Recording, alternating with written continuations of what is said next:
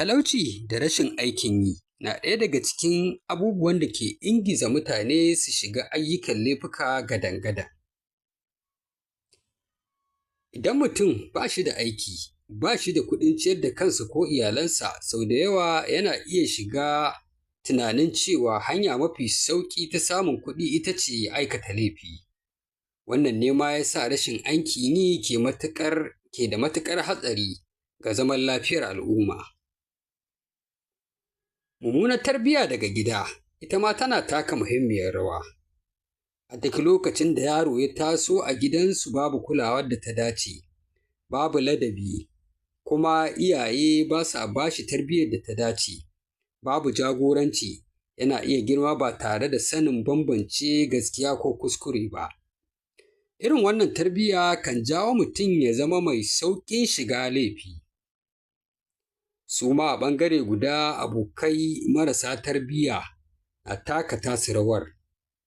Akwai wata karin magana da Bahaushe kan ce, ka nuna min abokinka, ni kuma in faɗa ma ko kai wane ne. Yayin da mutum ya shiga sahun abokai masu aikata laifi, yana da matuƙar wahala ya tsira.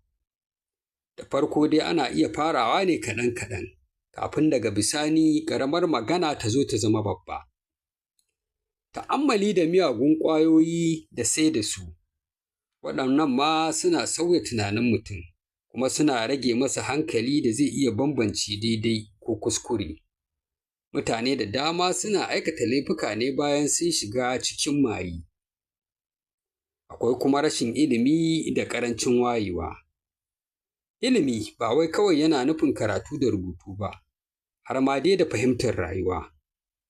Mutum mai ilimi yana da sauƙin fahimtar illolin aikata laifi da kuma sakamakonsa. Amma wanda bai sami ilimi ba, yana iya shiga laifi saboda rashin sani.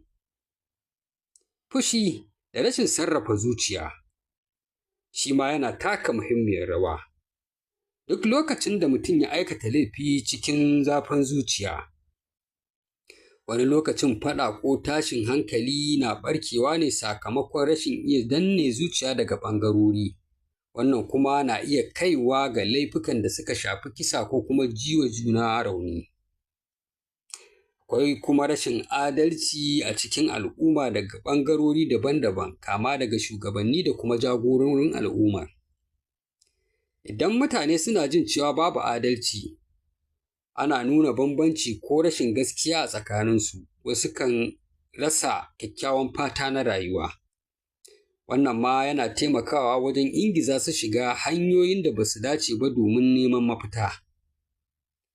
A gefe guda kuma akwai tasiri na kafafen sada zumunta na zamani kamar social media, wanda ke taimakawa wajen cusa matasa cikin hanyoyin aikata laifuka.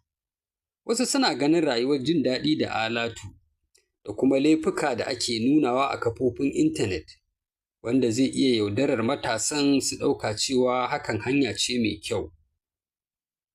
Akwai kuma matsin lamba daga rayuwa ko kuma gidan da mutum yake.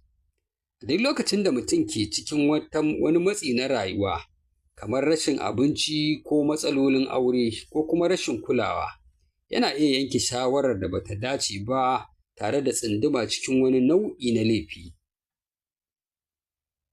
Akwai kuma batun nan wanda shi ne uwa uba, wato rashin tsoron doka ko kuma hukunci.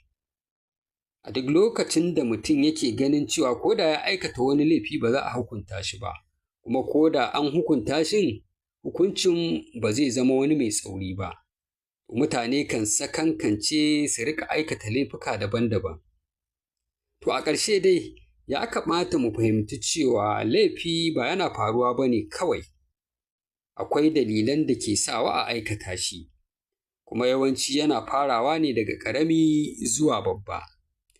Idan da kuwa za a ce za a magance waɗannan abubuwa da aka lasafta, kamar talauci da rashin tarbiyya da kuma rashin ilimi,